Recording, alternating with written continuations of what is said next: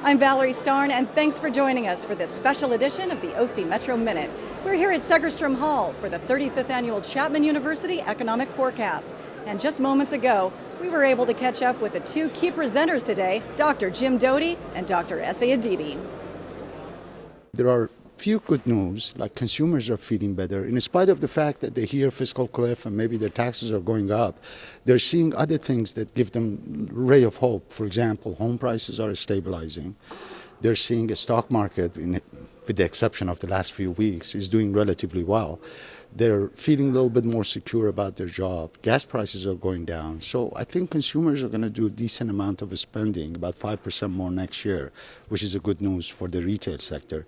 And home prices, we think, is in a gradual rebound. Nobody should expect double-digit appreciation, but we see about 6% appreciation for home prices next year.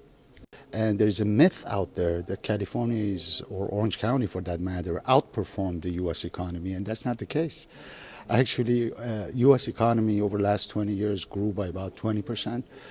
California grew by about 12.6%, and Orange County grew by about 16%. So we are not doing as well as the national economy, part of it because recession was so bad, the one that we just went through.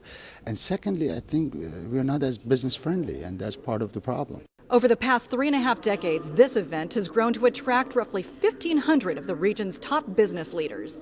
Number one, we have a real dilemma in trying to forecast this time. It's going to be a tough one because of this fiscal cliff that could be as high as $500 billion. So we have to make an assumption about that, and that assumption may be wrong. The big if and the big question mark is, what if I'm wrong? I'm an economist. I'm not a political expert. But what if it's $500 billion and not the $200 billion? It's a full hit.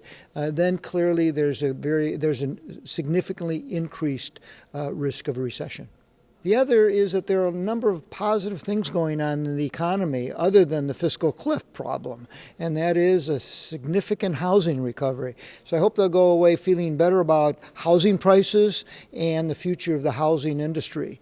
And I think the third very important thing to know is that as a result of housing prices going up, household wealth is increasing, and as a result, consumer spending, in spite of the fiscal cliff, in spite of higher taxes, should increase. And consumer spending, comprises roughly 2/3 of overall spending. So the fact that consumer spending will have that wealth effect positive hit is very good.